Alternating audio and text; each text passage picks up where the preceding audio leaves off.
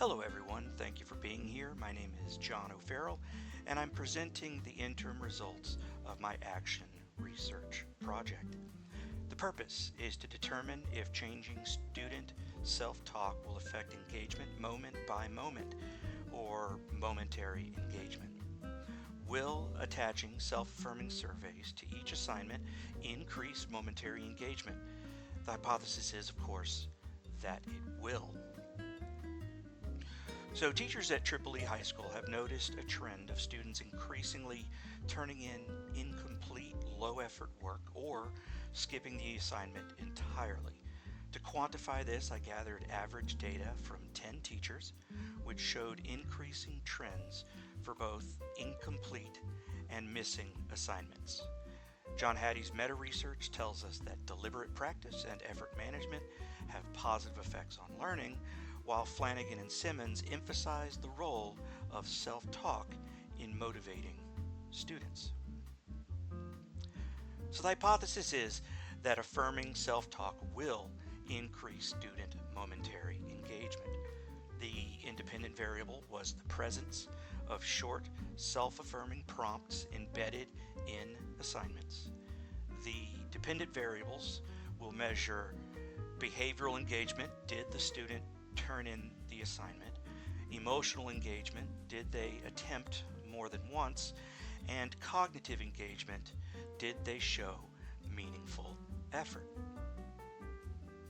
So to evaluate engagement, I used submissions, whether or not the student turned in any work, number of attempts, which was tracked using our learning management system, and a 5-point Likert scale for effort, assigned by me based on the quality and completeness of student submissions.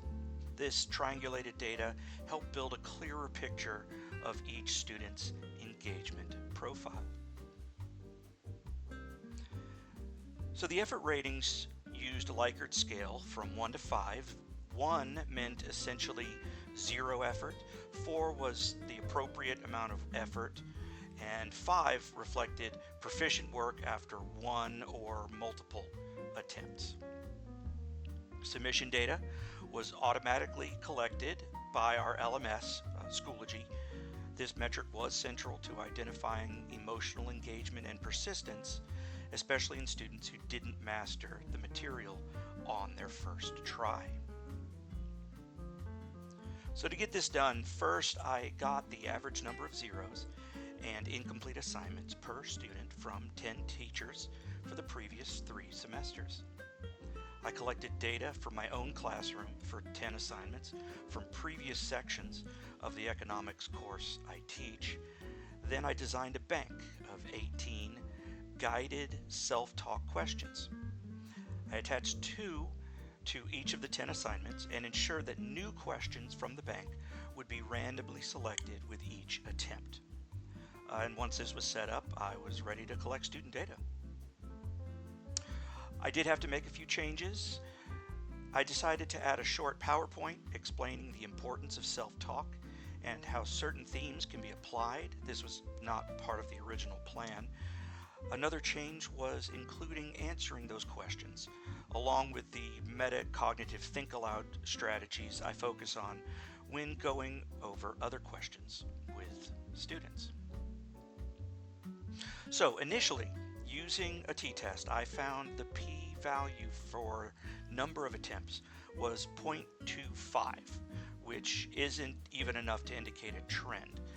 But this reason could be that making only 1 attempt might mean low effort, or it could mean that the student mastered the material quickly. So to better assess this effort, I removed those students who were proficient on their first try. This reduced the number of data points, but clarified the picture of persistent engagement. After this adjustment, the data showed an average p-value of 0.017, which would indicate a statistically significant difference between the test and control groups for the number of attempts. This slide shows the average effort scores across all assignments. The test group consistently matched or exceeded the control group in most assignments. However, the average p-value of 0.094 indicates a possible trend, but not significance. But here's the same data, this time excluding those students who were proficient on their first attempt. This adjusted view reveals sharper effort drops in the control group. In this instance, the p-value of 0.01 indicates statistical significance, suggesting that affirming self-talk may have had a direct impact on sustained effort. This comparison presents the original and adjusted views on one page. The test group sustained higher effort across nearly every assignment. This demonstrates that affirming self-talk helped maintain engagement for students who struggled initially. And the widening gap between groups suggests that test group students were more resilient and committed to revising. I also analyzed standard deviations for consistency. Before filtering, the test group's standard deviation was 0.96 and the control was 1.02. After filtering, the test group's standard deviation remained stable at 1.0, while the control groups dropped to 0.81, but with lower scores. This means the control group became consistently less engaged, while the test group showed both higher and more stable effort levels. There were challenges. First, deciding how to measure the efforts for students showing proficiency in only one attempt was problematic. I handled this by viewing the data with them included and removed.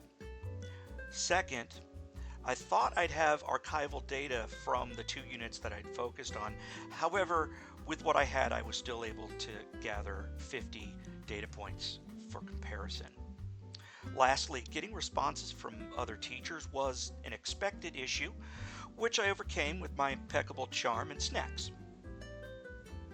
Mostly snacks. This project, it reinforced that engagement is multi-layered, and it showed that a simple, no-cost intervention like affirming self-talk may significantly support persistence in students who face early setbacks. So next, I will complete a full statistical analysis. I'll be examining new patterns if they emerge, and I will be sharing the results with our school's guiding coalition to help determine whether self-affirming talk should be integrated into instructional practices.